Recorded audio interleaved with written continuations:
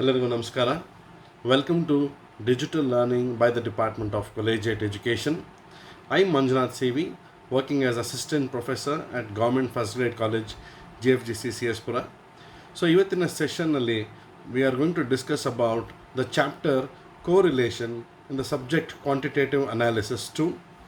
So ಈ ಒಂದು ಸೆಷನ್ನಲ್ಲಿ ಕೋರಿಲೇಷನ್ ಅಂದರೆ ಏನು, ಅದರ meaning, introduction to correlation, definition ಹಾಗೂ ಕೋರಿಲೇಷನಿಂದ ನಮಗಿರುವಂಥ ಯೂಸಸ್ ಏನು ಅನ್ನೋದನ್ನು let us learn. So correlation analysis, before we go to correlation analysis, see, correlation is a chapter which will be running for roughly around 8 hours. So every 1 hour ನಿಮ್ಮ syllabus ಅಲ್ಲಿರೋದು it is equal to 1 session. So 8 sessions ಅಲ್ಲಿ we will learn about this complete chapter correlation analysis. So correlation ಅಂದರೆ ಏನು, correlation ಯಾಕೆ ಬೇಕು, ಇದರಲ್ಲಿ ಏನೇನು concepts ಬರ್ತವೆ, theoretical concepts such as scatter diagram ಯಾವಾಗ ಯೂಸ್ ಮಾಡ್ತೀವಿ, Karl Pearson's coefficient of correlation ಯಾವಾಗ ಬಳಸಬೇಕಾಗುತ್ತೆ, ಅದರಲ್ಲಿ ಮತ್ತು 2 different methods of calculating correlation. ಒಂದು in the form of direct ಮೆಥಡಲ್ಲಿ ಹೇಗೆ ಪ್ರಾಬ್ಲಮ್ಸ್ನ ಸಾಲ್ವ್ ಮಾಡಬೇಕು, ಎರಡನೇದು ಇಂಡೈರೆಕ್ಟ್ ಮೆಥಡ್ ಅಥವಾ ಶಾರ್ಟ್ಕಟ್ ಮೆಥಡಲ್ಲಿ ಯಾವ ರೀತಿ ಪ್ರಾಬ್ಲಮ್ಸ್ನ ಸಾಲ್ವ್ ಮಾಡ್ತೀವಿ ಅನ್ನೋದನ್ನು ನೋಡ್ತೀವಿ. ಸೊ ಡೈರೆಕ್ಟ್ ಮೆಥಡ್ನ we will also call it as actual mean method. ಅಂದರೆ ಆ್ಯಕ್ಚುಯಲ್ ಮೀನ್ ಕಂಡು ಹಿಡಿದ ನಂತರ we will find out correlation. ಎರಡನೇ ಮೆಥಡ್ನ ಈಗಾಗಲೇ ಹೇಳಿದಾಗೆ ಶಾರ್ಟ್ಕಟ್ ಮೆಥಡ್ ಅಂತ. ಸೊ ಶಾರ್ಟ್ಕಟ್ ಮೆಥಡಲ್ಲಿ that is also known as assumed mean. So ನಾವೇ ಒಂದು ಇಷ್ಟ ಬಂದಿದ್ದ ಫಿಗರಲ್ಲಿ ವ್ಯಾಲ್ಯೂಸಲ್ಲಿ ತೊಗೊಂಡು ಅಸ್ಯೂಮ್ಡ್ ಮೀನ್ ಅಂತ ಕನ್ಸಿಡರ್ ಮಾಡಿ ವಿ ವಿಲ್ ಕ್ಯಾಲ್ಕುಲೇಟ್ ಕೋರಿಲೇಷನ್. ನಂತರ we will go for the third method which is Spearman's rank correlation. So examination syllabus point of view in the we will be focusing on these 3 main methods of correlation. Apart from that, we also have the method of least squares, etc. Different methods is there, but from our examination point of view, we shall restrict our focus towards scatter diagram, Karl Pearson's correlation coefficient, and Spearman's rank correlation. So ishtu major concepts na we will be discussing thoroughly in the coming sessions. So idu first session ಆಗಿರೋದ್ರಿಂದ ನಾವು ಹೆಚ್ಚಿನ ಫೋಕಸ್ನ ಇಂಟ್ರಡಕ್ಷನ್ಗೆ, meaning, definition ಮತ್ತು ಕೋರಿಲೇಷನ್ನಿಂದ ನಮಗೇನು uses ಆಗುತ್ತೆ, ಯಾವಾಗ ನಾವು ಕೋರಿಲೇಷನ್ನ ಕಂಡುಹಿಡಿಬೇಕಾಗುತ್ತೆ ಅನ್ನೋದನ್ನು ಚರ್ಚೆ ಮಾಡ್ತೀವಿ. ಇನ್ ದ ಕಮಿಂಗ್ ನೆಕ್ಸ್ಟ್ 7 ಸೆಷನ್ಸಲ್ಲಿ we will go in depth about correlation analysis chapter. Correlation analysis. So what do you mean by correlation? Illi word split madandre there is a relation between different variables. It could be 2 variables or more than 2 variables. That is called as correlation. How is one variable associated with another variable? Sorry. ಉದಾಹರಣೆಗೆ ಒಬ್ಬ ವಿದ್ಯಾರ್ಥಿ ಅಕೌಂಟೆನ್ಸಿಯಲ್ಲಿ marks ಭಾಳ ಚೆನ್ನಾಗಿ ತೊಗೋತಾರೆ, ಇನ್ನೊಂದು subject ಸ್ಟ್ಯಾಟಿಸ್ಟಿಕ್ಸಲ್ಲೂ marks ಭಾಳ ಚೆನ್ನಾಗಿ ತೊಗೊಂಡಿದ್ದಾಗ, so ಎರಡಕ್ಕೂ ರಿಲೇಷನ್ ಏನಿದೆ, ಅಕೌಂಟೆನ್ಸಿಯಲ್ಲಿ ಜಾಸ್ತಿ ತೊಗೊಂಡಾಗ ಸ್ಟ್ಯಾಟ್ಸಲ್ಲೂ ಜಾಸ್ತಿ ತೊಗೋತಾನೆ, ಅದು ಅಕೌಂಟ್ಸಲ್ಲಿ ಜಾಸ್ತಿ ಫೋಕಸ್ ಮಾಡಿದಾಗ ಸ್ಟ್ಯಾಟಿಸ್ಟಿಕ್ಸಲ್ಲಿ ಕಡಿಮೆ ತೊಗೋತಾನೆ. ಸೊ ಅಥವಾ ಎರಡಕ್ಕೂ ಸಂಬಂಧನೇ ಇಲ್ವಾ, ಅಕೌಂಟ್ಸ್ಗೂ ಸ್ಟ್ಯಾಟಿಸ್ಟಿಕ್ಸ್ಗೂ ಅವನು irrespective of the subject marks ಚೆನ್ನಾಗಿ ತೊಗೋತಾನೆ.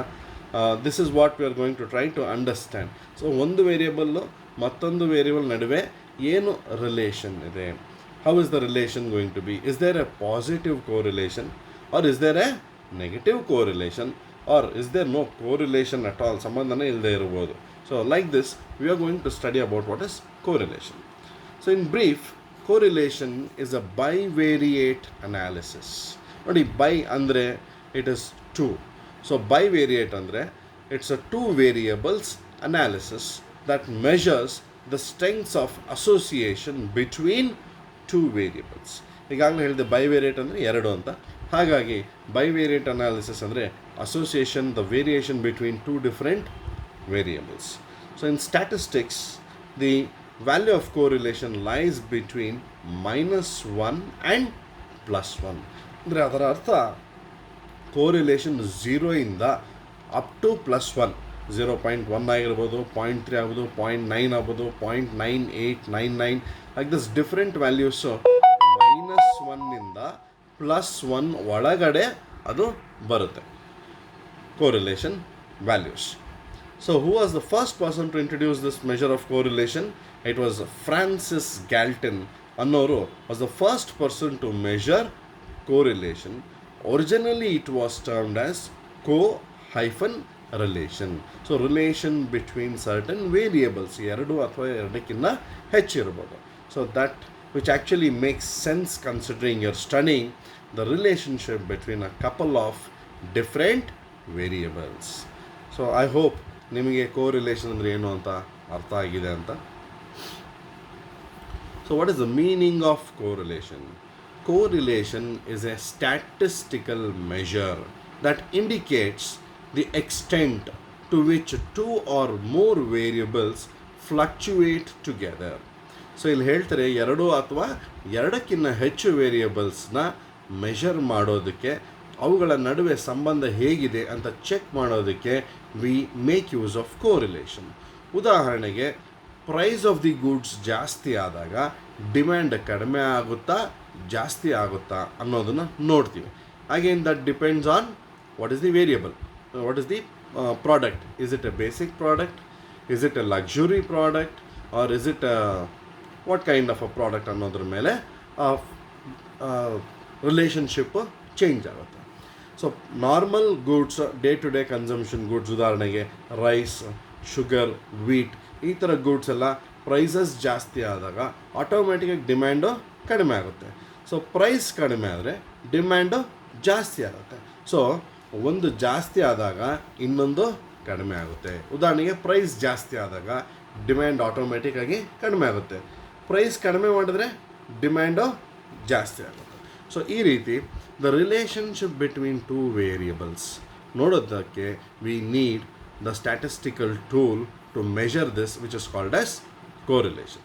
ಸೊ ಈಗ ಒಂದರ ಪ್ರೈಸ್ ಜಾಸ್ತಿ ಆದಾಗ, ಉದಾಹರಣೆಗೆ ಈಗ ವೆಜಿಟೇಬಲ್ಸ್ ತಗೊಳ್ಳೋಣ.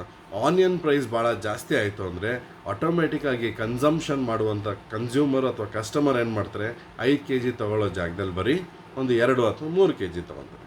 ಅದೇ ಆನಿಯನ್ ಪ್ರೈಸ್ ಭಾಳ ಕಡಿಮೆ ಆದಾಗ ಕನ್ಸಂಪ್ಷನ್ ಆಟೋಮೆಟಿಕ್ಕಾಗಿ ಜಾಸ್ತಿ ಆಗುತ್ತೆ. So there is a negative correlation. ಅಂದರೆ ಒಂದು ಜಾಸ್ತಿ ಆದರೆ ಮತ್ತೊಂದು ಕಡಿಮೆ, ಅದೇ ಪ್ರೈಸ್ ಕಡಿಮೆ ಆದಾಗ ಡಿಮ್ಯಾಂಡು ಜಾಸ್ತಿ ಆಗುತ್ತೆ. ಸೊ ವೇರಿಯಬಲ್ಸು ಆಪೋಸಿಟ್ ಡೈರೆಕ್ಷನ್ನಲ್ಲಿ ಮೂವ್ ಆಗ್ತಾ ಇರೋದ್ರಿಂದ that is called as negative correlation. But luxury goods ತಗೊಂಡಾಗ ಲಕ್ಸುರಿ ಗೂಡ್ಸ್ ಪ್ರೈಸ್ ಎಷ್ಟು ಜಾಸ್ತಿ ಆದರೆ ಡಿಮ್ಯಾಂಡ್ ಅಷ್ಟೇ ಜಾಸ್ತಿ. Reason, it is a consumer psychology for purchasing luxury products. Price ಜಾಸ್ತಿ ಅಂದರೆ ಕ್ವಾಲಿಟಿನೂ ಜಾಸ್ತಿ ಆಗುತ್ತೆ. ಸೊ ದುಡ್ಡು ಜಾಸ್ತಿ ಕೊಟ್ಟೆ ಅಂದರೆ ನನಗೆ ಸ್ಟೇಟಸ್ಸು ಜಾಸ್ತಿ ಆಗುತ್ತೆ ಅನ್ನೋ ಅಸಂಪ್ಷನ್ನಲ್ಲಿ ಏನು ಮಾಡ್ತಾರೆ, ಪ್ರೈಸ್ ಜಾಸ್ತಿ ಆದಂಗೆಲ್ಲ ಕನ್ಸಂಪ್ಷನ್ನು ಸಹ ಜಾಸ್ತಿ ಆಗುತ್ತೆ. This is an exception for luxury products. ಸಾಮಾನ್ಯವಾಗಿ ಪ್ರೈಸ್ ಜಾಸ್ತಿ ಆದರೆ ಡಿಮ್ಯಾಂಡ್ ಕಡಿಮೆ ಇರುತ್ತೆ, ಪ್ರೈಸ್ ಕಡಿಮೆ ಆದಾಗ ಡಿಮ್ಯಾಂಡು ಜಾಸ್ತಿ ಆಗುತ್ತೆ. ಸೊ ಇಲ್ಲಿ ಲಕ್ಸುರಿ ಪ್ರಾಡಕ್ಟ್ಸಲ್ಲಿ ಈಗಾಗಲೇ ಹೇಳಿದಂಗೆ ಪ್ರೈಸು ಜಾಸ್ತಿ ಆಗ್ತಾಯಿದೆ, ಡಿಮ್ಯಾಂಡು ಜಾಸ್ತಿ ಆಗ್ತಾಯಿದೆ ಅಂದಾಗ ಎರಡೂ ವೇರಿಯಬಲ್ಸ್ ಏನಾಗ್ತದೆ, they are moving in the same direction, ಜಾಸ್ತಿ ಆಗ್ತಾಯಿದೆ, ಇಟ್ ಇಸ್ ಗೋಯಿಂಗ್ ಅಪ್. ಅಂಥ ಸಂದರ್ಭದಲ್ಲಿ that is called a positive correlation. ಇನ್ನು ಕೆಲವೊಮ್ಮೆ ಒಂದು ವೇರಿಯಬಲ್ ಮತ್ತೊಂದು ವೇರಿಯಬಲ್ಗೆ ಸಂಬಂಧನೇ ಇಲ್ಲದೆ ಇರ್ಬೋದು, that is called as negative correlation. So ಇಲ್ಲಿ ಹೇಳ್ತಾರೆ, a positive correlation indicates the extent to which those variables increase or decrease in parallel. ಅಂದರೆ ಒಂದು ವೇರಿಯಬಲ್ ಜಾಸ್ತಿ ಆದಾಗ ಮತ್ತೊಂದು ವೇರಿಯಬಲ್ ಸಹ ಜಾಸ್ತಿ ಆಗುತ್ತೆ. ಉದಾಹರಣೆಗೆ ಲಕ್ಸುರಿ ಪ್ರಾಡಕ್ಟ್ಸ್, ವಾಚ್ ಪ್ರೈಸ್ ಬೆಲೆ ಜಾಸ್ತಿ ಆದಷ್ಟು ಆ ವಾಚಿನ ಡಿಮ್ಯಾಂಡು ಸಹ ಜಾಸ್ತಿ ಆಗುತ್ತೆ, right? Next, a negative correlation indicates the extent to which one variable increases as the other variable decreases. So ಇಲ್ಲಿ ಹೇಳ್ತಾರೆ, ಒಂದು ವೇರಿಯಬಲ್ ಬೆಲೆ ಜಾಸ್ತಿ ಆಯಿತು, ಮತ್ತೊಂದು ವೇರಿಯಬಲ್ ಡಿಮ್ಯಾಂಡ್ ಏನಾಯಿತು, ಕಡಿಮೆ ಆಯಿತು. ಸೊ ಒಂದು ಜಾಸ್ತಿ ಆಗುತ್ತೆ, ಮತ್ತೊಂದು ಕಡಿಮೆ ಆಗುತ್ತೆ, ಅಪೋಸಿಟ್ ಡೈರೆಕ್ಷನ್ನಲ್ಲಿ ಮೂಮೆಂಟ್ ಇರುತ್ತೆ. ಆ correlation we will call it as negative correlation.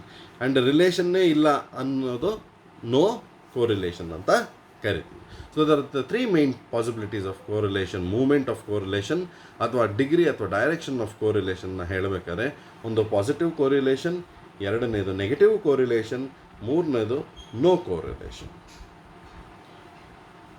So ಕೋರಿಲೇಷನ್ನ ಯಾವ ರೀತಿ ಡಿಫೈನ್ ಮಾಡ್ತಾರೆ? According to W.I. King, he has defined correlation as correlation means that between two series or between two groups of data there exists some causal connections. At another place he says, if it is proved true that in a large number of instances two variables tend always to fluctuate in the same direction or in the opposite direction, we can consider that a fact is established and that a relationship exists. That relationship is called as correlation. So simple ಆಗಿ ಉದಾಹರಣೆ ಹೇಳಬೇಕಂದ್ರೆ, ನಾವು ದಿನನಿತ್ಯದ ವಸ್ತುಗಳನ್ನು ಖರೀದಿ ಮಾಡಬೇಕಾದ್ರೆ, vegetables ಆಗಿರ್ಬೋದು ಅಥವಾ ಮಂತ್ಲಿ ಪ್ರಾವಿಷನ್ ಪರ್ಚೇಸ್ ಮಾಡಬೇಕಾದ್ರೆ ಆಯಿಲ್ ಆಗಿರ್ಬೋದು, ಗೀ ಆಗಿರ್ಬೋದು, ಬೇರೆ ಕಿಚನ್ ಐಟಮ್ಸ್ ಪರ್ಚೇಸ್ ಮಾಡಬೇಕಾದ್ರೆ ಫಾರ್ ಡೈಲಿ ಕನ್ಸಂಪ್ಷನ್, ಪ್ರೈಸಸ್ ಜಾಸ್ತಿ ಆದಾಗ ಆಟೋಮೆಟಿಕ್ಕಾಗಿ ನಮ್ಮ ಕನ್ಸಂಪ್ಷನ್ನು ಕಡಿಮೆ ಮಾಡೋದಕ್ಕೆ ಪ್ರಯತ್ನ ಪಡ್ತೀವಿ. ಪ್ರೈಸಸ್ ಕಡಿಮೆ ಆದಾಗ ಕನ್ಸಂಪ್ಷನ್ ಮತ್ತು ನಾರ್ಮಲ್ ಸ್ಟೇಜ್ಗೆ ಬರುತ್ತೆ. So this is a universal fact. So ಯಾವಾಗ ಒಂದು ಫ್ಯಾಕ್ಟ್ ಎಸ್ಟಾಬ್ಲಿಷ್ ಆಗುತ್ತೋ, it means there is a relationship which is existing. This relationship is called as correlation. So what are the uses of correlation? ಕೋರಿಲೇಷನ್ನಿಂದ ನಮಗೆ ಏನೇನು uses ಆಗುತ್ತೆ? The study of correlation is of great significance because of the following reasons. ಯಾಕೆ ಭಾಳ important? ಒಂದು, it is used to test the hypothesis. Hypothesis ಅಂದರೆ simple ಆಗಿ it is an assumption. It is used to test our assumption ಅಥವಾ hypothesis about the cause and effect relationship. In this case, the experimenter determines the value of x variable and sees whether variation in x causes a variation in y. So ಒಂದರ ಬೆಲೆ ಜಾಸ್ತಿ ಮಾಡಿದಾಗ ಅದರ ಪರಿಣಾಮ ಇನ್ನೊಂದು variable ಮೇಲೆ ಯಾವ ರೀತಿ ಇದೆ, ಇನ್ನೊಂದು ವೇರಿಯಬಲು ಸಹ ಬೆಲೆ ಜಾಸ್ತಿ ಆಗುತ್ತಾ ಅಥವಾ ಕಡಿಮೆ ಆಗುತ್ತಾ ಅಥವಾ ಯಾವುದೇ ರೀತಿ ಬದಲಾವಣೆ ಇಲ್ಲದೆ ಹಾಗೇ ಇರುತ್ತಾ ವೈ ವೇರಿಯಬಲ್ ಅನ್ನೋದನ್ನು ಟೆಸ್ಟ್ ಮಾಡ್ತೀವಿ. Example, giving people different amounts of a drug and measuring their blood pressure. ಉದಾಹರಣೆಗೆ, ಬಾಡಿಯಲ್ಲಿ ಈಗ ಡಯಾಬಿಟಿಕ್ ಪೇಷಂಟ್ಸ್ ಇರ್ತಾರೆ, ಅವರು ಪ್ರತಿದಿನ 5 ಶುಗರ್ ಟ್ಯಾಬ್ಲೆಟ್ ತೊಗೋತಾರೆ ಅಥವಾ ಇಂಜೆಕ್ಷನ್ ಮುಖಾಂತರ ಇನ್ಸುಲಿನ್ ತೊಗೊತಾರೆ. ಸೊ ಇನ್ಸುಲಿನ್ ತೊಗೋಬೇಕಾದ್ರೆ ಅವ್ರು ಪ್ರತಿದಿನ ಚೆಕ್ ಮಾಡ್ಕೋಬೇಕು ಅವರ ಶುಗರ್ ಲೆವೆಲ್ಸ್ ಜಾಸ್ತಿ ಆಗ್ತಾ ಇದೆಯಾ ಕಡಿಮೆ ಆಗ್ತಾ ಇದೆಯಾ ಅಂತ. ಸೊ ಶುಗರ್ ಲೆವೆಲ್ಸ್ ಜಾಸ್ತಿ ಆಯಿತು ಅಂತ ತೋರಿಸಿದ್ರೆ they have to take more amount of insulin. So sugar levels ಬಾಡಿಯಲ್ಲಿ ಕಡಿಮೆ ಇದೆ ಅಂದರೆ they will have to take less amount of insulin. So it is directly dependent. X ಅನ್ನೋ ವೇರಿಯಬಲ್ ಏನೋ ಬಾಡಿಯಲ್ಲಿ ಶುಗರ್ ಲೆವೆಲ್ಸ್ ಎಷ್ಟಿದೆ ಅಂತ, ವೈ ಅನ್ನೋ ವೇರಿಯಬಲ್ ಏನೋ ಅದಕ್ಕೆ ತಕ್ಕ ಹಾಗೆ ರೈಟ್ ಪ್ರೊಪೋರ್ಷನಲ್ಲಿ ಇನ್ಸುಲಿನ್ನ ತಗೋಬೇಕು. ಸೊ ಶುಗರ್ ಲೆವೆಲ್ಸ್ ಜಾಸ್ತಿ ಆದರೆ ಇನ್ಸುಲಿನ್ ಅಮೌಂಟು ಸಹ ಜಾಸ್ತಿ ತಗೋಬೇಕಾಗುತ್ತೆ. ಅದೇ ಶುಗರ್ ಲೆವೆಲ್ಸ್ ಬಾಡಿಯಲ್ಲಿ ಕಡಿಮೆ ಆದಾಗ ಇನ್ಸುಲಿನ್ ಕ್ವಾಂಟಿಟಿನೂ ಸಹ ಅವರು ತಗೊಳ್ಳೋದು ಭಾಳ ಕಡಿಮೆ ಇರುತ್ತೆ. Like this, both are moving in either in the same upper direction or in the same lower direction. ಈ ರೀತಿ ಒಂದೇ ಡೈರೆಕ್ಷನ್ನಲ್ಲಿ, ಪ್ಯಾರಲಲ್ ಡೈರೆಕ್ಷನ್ನಲ್ಲಿ either it may be positive or it may be upwards or downwards ಇದ್ದಾಗ that is called as positive correlation. Second, the second main use for correlation and regression is to see whether two variables are associated without necessarily inferring a cause and effect relationship. ಕೆಲವೊಮ್ಮೆ cause and effect relationship application ಆಗದಿರ ಇದ್ದರೂ ಸಹ ವೇರಿಯಬಲ್ಸಲ್ಲಿ fluctuations ಇರುತ್ತೆ. Either in the same direction ಆಗಿರ್ಬೋದು ಅಥವಾ in the opposite ಡೈರೆಕ್ಷನ್ನಲ್ಲೇ ಆಗಿರ್ಬೋದು. ಸೇಮ್ ಡೈರೆಕ್ಷನಲ್ಲಿದ್ದರೆ ಪಾಸಿಟಿವ್ ಕೋರಿಲೇಷನ್, ಅಪೋಸಿಟ್ ಡೈರೆಕ್ಷನಲ್ಲಿದ್ದರೆ ನೆಗೆಟಿವ್ ಕೋರಿಲೇಷನ್. ಮೂರನೇದು, the correlation coefficient helps us in measuring the extent of covariance between the two variables. Simple ಆಗಿ ಹೇಳಬೇಕಂದ್ರೆ ಎರಡು ವೇರಿಯೇಬಲ್ ನಡುವೆ ಯಾವ ರೀತಿಯ ಒಂದು ಸಂಬಂಧ ಇರುತ್ತೆ. ಎರಡು ಎರಡು ಪ್ಯಾರಲಲ್ಲಾಗಿ ಮೂವ್ ಆಗ್ತವ ಅಥವಾ ಅಪೋಸಿಟ್ ಡೈರೆಕ್ಷನಲ್ಲಿ ಮೂಗ್ತವ, ಎಷ್ಟರ ಮಟ್ಟಿಗೆ ಒಂದು ವೇರಿಯೇಬಲ್ ಇನ್ನೊಂದು ವೇರಿಯೇಬಲ್ ಮೇಲೆ ಐದರ್ ಡಿಪೆಂಡೆಂಟ್ ಆಗಿರುತ್ತೆ ಅಥವಾ ಇಂಡಿಪೆಂಡೆಂಟ್ ಆಗಿರುತ್ತೆ ಅನ್ನೋದನ್ನು ಮೆಷರ್ ಮಾಡೋದಕ್ಕೆ we need correlation coefficient. Correlation contributes to knowing the economic behavior. It helps in predicting economic variables which are dependent on some other variables like rain and yield, supply and price, etc. But important, economic behavior is very important because that decides the financial earning of the person. ಉದಾಹರಣೆಗೆ ರೈತರು ಈಗ ಇಲ್ಲಿ example rain and yield ಅಂತ ಉದಾಹರಣೆ ಕೊಟ್ಟಿದ್ದೀವಿ. So ರೈತರಿಗೆ correct ಟೈಮ್ಗೆ ಮಳೆ ಬಿದ್ದರೆ ಅವರು ಒಳ್ಳೆ ಬೆಳೆನ ಬೆಳೀತಾರೆ. ರಾಂಗ್ ಟೈಮಲ್ಲಿ ಮಳೆ ಬಿದ್ದರೆ ಎಲ್ಲ ಬೆಳೆ ಸಹ ನಾಶ ಆಗುತ್ತೆ. ಈಗ ಕೋವಿಡ್ ಕ್ರೈಸಿಸಲ್ಲಿ ನೋಡ್ತಾ ಇದ್ದೀವಿ ಯಾವ ರೀತಿ ಆಲ್ರೆಡಿ ಫೈನಾನ್ಷಿಯಲ್ ಕ್ರೈಸಿಸಲ್ಲಿದ್ದಾರೆ. ಅದರ ನಡುವೆ ಒಳ್ಳೆ ಮ್ಯಾಂಗೋ ಸೀಸನ್ ಬರೋ ಟೈಮ್ಗೆ ಸುಮಾರು ಕಡೆಗಳಲ್ಲಿ ಸ್ಟೇಟಲ್ಲಿ ಸಿಕ್ಕಾಪಟ್ಟೆ ಮಳೆ ಆಗಿದೆ. ಸೊ ಮಳೆ ಆದಾಗ ಏನಾಯಿತು, ಮಾವಿನ ಮರದಲ್ಲಿರುವಂಥ ಎಲ್ಲ ಮಾವಿನ ಹಣ್ಣುಗಳೆಲ್ಲ ಬಿದ್ದೋಗ್ತವೆ. ಆವಾಗ ಆಟೋಮೆಟಿಕ್ಕಾಗಿ ಈಲ್ಡು ಭಾಳ ಕಡಿಮೆ ಆಯಿತು. ಈಗ ಈಲ್ಡ್ ಕಡಿಮೆ ಆದರೆ what is the impact on economic behaviour? ಯಾವಾಗ ಸಪ್ಲೈ ಕಡಿಮೆ ಇರುತ್ತೋ ಡಿಮ್ಯಾಂಡ್ ಆಟೋಮೆಟಿಕ್ಕಾಗಿ ಜಾಸ್ತಿ ಇರುತ್ತೆ, ಪ್ರೈಸ್ ಆಬ್ವಿಯಸ್ಲಿ ಜಾಸ್ತಿ ಆಗುತ್ತೆ. So like this what is the economic impact on the different variables. ಅದೇ ರೀತಿ ಸಪ್ಲೈ ಆ್ಯಂಡ್ ಪ್ರೈಸ್ ಎರಡನೇ ಉದಾಹರಣೆ ಇಲ್ಲಿದೆ. Supply and price. ಸಪ್ಲೈ ಬಹಳ ಜಾಸ್ತಿ ಇದ್ದರೆ ಪ್ರೈಸು ಕಡಿಮೆ ಮಾಡಬೇಕಾಗುತ್ತೆ. ಸಪ್ಲೈ ಭಾಳ ಕಡಿಮೆ ಇದೆ ಅಂದರೆ ಪ್ರೈಸು ಆಟೋಮೆಟಿಕ್ಕಾಗಿ ಜಾಸ್ತಿ ಮಾಡ್ತಾರೆ. That is the relationship between supply and price which is a negative correlation. ಒಂದು ಜಾಸ್ತಿ ಆದರೆ ಮತ್ತೊಂದು ಕಡಿಮೆ ಆಗುತ್ತೆ, ಒಂದು ಕಡಿಮೆ ಇದ್ದರೆ ಇನ್ನೊಂದು ಜಾಸ್ತಿ ಆಗುತ್ತೆ. They always move in the opposite direction. Next point number 5. In business, correlation analysis enables the managers to estimate the cost, sales, prices and other criterion given the other variables. ಉದಾಹರಣೆಗೆ ನಾರ್ಮಲಿ ನಾವು ಬಟ್ಟೆಗಳನ್ನು ಅಥವಾ ಕ್ಲೋತಿಂಗ್ನ ಹೆಚ್ಚಿಗೆ purchase ಮಾಡೋದು in the time of either festivals ಅಥವಾ ಏನಾದರೂ functions ಬಂದಾಗ. But festival ಎಲ್ಲರಿಗೂ ಯೂನಿವರ್ಸಲ್ ಆಗಿರೋದ್ರಿಂದ ಹಬ್ಬ ಹರಿದಿನ ಬಂದಾಗ ಆಟೋಮೆಟಿಕ್ಕಾಗಿ ಹೊಸ ಬಟ್ಟೆನ ನಾವು ಪರ್ಚೇಸ್ ಮಾಡ್ತೀವಿ. That is normal behaviour of the customers. So ಆವಾಗ ಅಂಗಡಿಯವ್ರು ಏನು ಮಾಡ್ತಾರೆ, ಅವ್ರಿಗೆ ಆಲ್ರೆಡಿ ಗೊತ್ತು ಈಗ ಹಬ್ಬ ಬರ್ತಾಯಿದೆ, ಸೇಲ್ಸು ಜಾಸ್ತಿ ಆಗುತ್ತೆ ಅಂತ. ಆಟೋಮೆಟಿಕ್ ಅವರು ಪ್ರಿಡಿಕ್ಟ್ ಮಾಡ್ತಾಯಿದ್ದಾರೆ ಸೇಲ್ಸ್ ಜಾಸ್ತಿ ಆಗೋದ್ರಿಂದ ಸ್ಟಾಕ್ಸು ಜಾಸ್ತಿ ಇಟ್ಕೋಬೇಕು, ಪ್ರೈಸಸ್ಸು ಸ್ವಲ್ಪ ಜಾಸ್ತಿ ಮಾಡ್ಬೋದು ಆರ್ ಪ್ರೈಸಸ್ನ ಕಡಿಮೆನೂ ಮಾಡ್ಬೋದು, depending on what is the objective. Is it more of profit motive or is it more of sales motive? So ಅವರ ಇಂಟೆನ್ಷನ್ ಏನು ಅನ್ನೋದ್ರ ಬೇಸಿಸ್ ಮೇಲೆ they have to estimate what could be the cost, what could be the sales, what could be the prices etcetera. ಇನ್ನೊಂದು simple ಉದಾಹರಣೆ ಹೇಳಬೇಕಂದ್ರೆ, ಈ ಹಬ್ಬ ಬಂದಾಗ we have to purchase flowers, we have to purchase fruits, everything. So ಹಬ್ಬದ ದಿನ ಹೋಗಿ purchase ಮಾಡೋದಕ್ಕೆ ಹೋದರೆ ಆಟೋಮೆಟಿಕಲಿ ಪ್ರೈಸಸ್ ಎಲ್ಲವೂ ಜಾಸ್ತಿ. ಹಬ್ಬಕ್ಕೆ 1 or 2 days ಮುಂಚೆ ಪರ್ಚೇಸ್ ಮಾಡಿದ್ರೆ prices comparatively will be less. So what are we doing here as customers? We are trying to estimate the what could be the cost, we are trying to estimate what could be the prices, and we know obviously the rush also will be more on the festival days. ಹಾಗಾಗಿ correlation analysis helps us to understand what would be our spending levels and what is the amount of goods that we can get. There is a direct correlation. ಹಬ್ಬ ಮುಗಿದು 2 ದಿನ ಬಿಟ್ಟ ಮೇಲೆ ನೋಡಿ ಮತ್ತೆ prices ಎಲ್ಲ ನಾರ್ಮಲ್ಲಾಗಿ ಬಂದಿರುತ್ತೆ. ಹಬ್ಬಕ್ಕೆ 2-3 days ಮುಂಚೆ ನೋಡಿ ಪ್ರೈಸಸ್ ಏನಷ್ಟು ಜಾಸ್ತಿ ಇರಲ್ಲ. ಬಟ್ ಹಬ್ಬದ ದಿನ ಮತ್ತು ಹಬ್ಬದ ಮುಂಚಿನ ದಿನ ಏನಾಗುತ್ತೆ, ಎಲ್ಲದರ ಪ್ರೈಸಸ್ಸು ಸಿಕ್ಕಾಪಟ್ಟೆ ಜಾಸ್ತಿ ಆಗಿರುತ್ತೆ. So there is a relation between the timing of the purchase. On the festival day and the day before the festival, prices are obviously high. 2-3 days before the festival, prices will be normal. This is the general tendency. So, ee riti we have gone through what are the uses of correlation.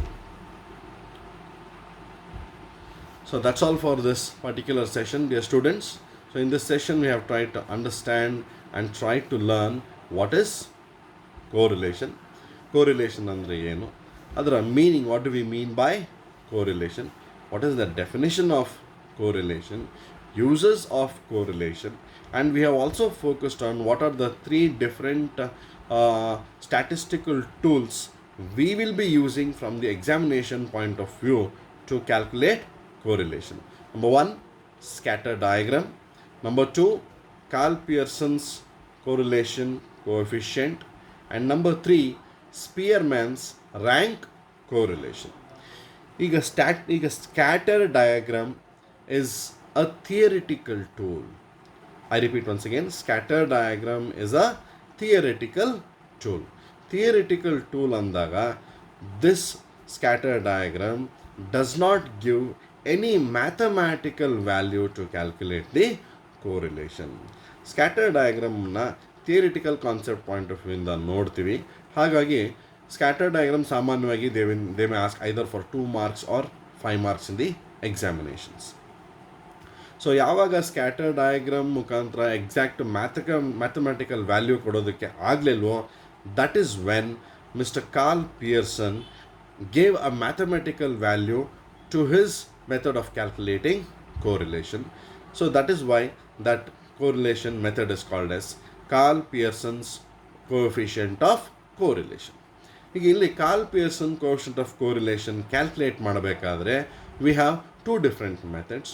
ಒಂದು, either you can use the actual mean. Actual ಮೀನ್ನ ಕಂಡುಹಿಡಿತೀವಿ. Actual ಮೀನ್ ಕಂಡುಹಿಡಿದ ನಂತರ we will find out what is the correlation. ಇನ್ನೊಂದು methodology ಇದೆ, ಯಾವಾಗ actual ಮೀನು decimal ಪಾಯಿಂಟ್ಸಲ್ಲಿರುತ್ತೆ ಅಥವಾ certain ಫ್ರ್ಯಾಕ್ಷನ್ಸಲ್ಲಿರುತ್ತೆ, ಆವಾಗ we can not calculate everything very easily. So ಆವಾಗ ಏನು ಮಾಡ್ತೀವಿ, to avoid this calculation errors and difficulty in calculation, we will take an assumed mean. ನಾವೇ ಒಂದು ವ್ಯಾಲ್ಯೂನ ಮೀನ್ ಅಂತ ಕನ್ಸಿಡರ್ ಮಾಡ್ಕೊತೀವಿ ನಮ್ಮ ಅನುಕೂಲಕ್ಕೆ ತಕ್ಕ ಹಾಗೆ. ಸೊ ಯಾವ ರೀತಿ ಚೂಸ್ ಮಾಡ್ತೀವಿ ಅದನ್ನು, that assumed mean should be between the highest value and the lowest value of figures given in the particular problem. So ಅದರಲ್ಲಿ ಹೈಯೆಸ್ಟ್ ಆ್ಯಂಡ್ ಲೋಯೆಸ್ಟ್ ನಡುವೆ ಯಾವುದಾದ್ರೂ ನೀವು ವ್ಯಾಲ್ಯೂನ ಚೂಸ್ ಮಾಡಿಕೊಂಡು ಮೀನ್ ಅಂತ ಕನ್ಸಿಡರ್ ಮಾಡ್ತೀರಾ. This is called as assumed mean. So assumed mean ತಗೊಂಡಾಗ calculation formula for Karl Pearson's correlation coefficient is different, and the formula while we do through actual mean method, the formula is different. This is about Karl Pearson's coefficient correlation, ಎರಡನೇ method. ಮತ್ತು ಇದು ಮೂರನೇ method, ಸ್ಪಿಯರ್ಮ್ಯಾನ್ಸ್ rank correlation. ಇಲ್ಲಿ ಯಾವಾಗ ಸ್ಪಿಯರ್ಮ್ಯಾನ್ಸ್ rank correlation use ಮಾಡ್ತೀವಿ ಅಂದರೆ, when we can not measure the variables in quantitative terms. ಮತ್ತೊಮ್ಮೆ repeat ಮಾಡ್ತೀನಿ, ಸ್ಪಿಯರ್ಮ್ಯಾನ್ಸ್ ರ್ಯಾಂಕ್ ಕೋರಿಲೇಷನ್ ಹೆಸರು ಹೇಳೋಗೆ it is a correlation based on the ranks. Ranks ಯಾವಾಗಪ್ಪ ಕೊಡ್ತೀವಿ ಅಂದರೆ, when the variables are qualitative in nature, when the variables are subjective in nature.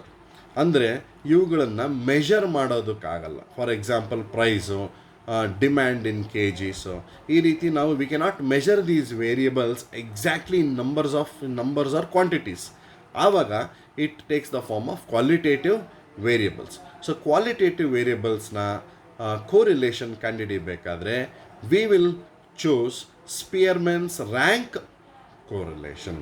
For example, we are trying to understand the intelligence quotient of two different students, or we are trying to appreciate the beauty of two different young women there. So you cannot measure everything in quantitative terms, it is qualitative terms. Therefore, in such situations where the qualitative variables are used, we make use of Spearman's rank correlation. So ಇಲ್ಲಿ ಏನು ಮಾಡ್ತೀವಿ ಅಂದರೆ, on a particular criteria, on a particular basis, we start allotting the ranks ಕೊಡ್ತಾ ಹೋಗ್ತೀವಿ. So ranks ಕೊಟ್ಟ ನಂತರ ಕೋರಿಲೇಷನ್ನ ಕಂಡುಹಿಡಿತೀವಿ. So ಇಲ್ಲೂ 3 different methods ಇದೆ. ಒಂದು, when ranks R not given; second, when ranks are given; and third, when there are repeated ranks R when there are equal ranks. 3 different ಸಂದರ್ಭಗಳಲ್ಲಿ ಯಾವ ರೀತಿ ನಾವು ಸ್ಪಿಯರ್ಮ್ಯಾನ್ಸ್ ರ್ಯಾಂಕ್ ಕೋರಿಲೇಷನ್ನ ಕಂಡುಹಿಡಿಬೋದು. ಸೊ ಐ ಹೋಪ್ ಈ ಸೆಷನಲ್ಲಿ you have got an idea of what exactly is correlation, and throughout the remaining 8 sessions or 7 sessions ನಾವು ಏನೆಲ್ಲ ಕಲಿತಾ ಹೋಗ್ತೀವಿ ಈ ಚಾಪ್ಟರಲ್ಲಿ ಅನ್ನೋದು ನಿಮಗೆಲ್ಲ ಸ್ಪಷ್ಟವಾಗಿ ಅರ್ಥ ಆಗಿದೆ ಅಂತ ನಾನು ಭಾವಿಸ್ತೀನಿ. So that's all for today's session. Once again, meaning of correlation, definition of correlation, an introduction to correlation, uses of correlation, and what are the different types of correlations that we are going to use. One scatter diagram, second Karl Pearson's correlation coefficient, ಮೂರನೇದು ಸ್ಪಿಯರ್ಮನ್ಸ್ rank correlation. ಇವು ಮೂರರಲ್ಲಿ ನಮಗೆ ಎಕ್ಸಾಮಿನೇಷನ್ನಲ್ಲಿ ವಿದ್ಯಾರ್ಥಿಗಳಾದ ತಮಗೆ ಕೇಳೋದೇನಪ್ಪ ಅಂದರೆ, ಒಂದಾ Karl Pearson correlation 15 ಮಾರ್ಕ್ಸಿಗೆ ಕೇಳ್ತಾರೆ, ಅಥವಾ ಸ್ಪಿಯರ್ಮನ್ಸ್ rank correlation 15 ಮಾರ್ಕ್ಸಿಗೆ ಕೇಳ್ತಾರೆ. ಎರಡರಲ್ಲಿ ಯಾವುದಾದ್ರು ಒಂದು ಖಂಡಿತವಾಗಲೂ ಸಾಮಾನ್ಯವಾಗಿ ಕೇಳ್ತಾರೆ. ಮತ್ತು 5 ಮಾರ್ಕ್ಸ್ಗೂ ಸಹ ನಿಮಗೆ ಕೇಳುವ ಚಾನ್ಸಸ್ಸು ಭಾಳ ಜಾಸ್ತಿ ಇರುತ್ತೆ. So that's all for today's session. Thank you all.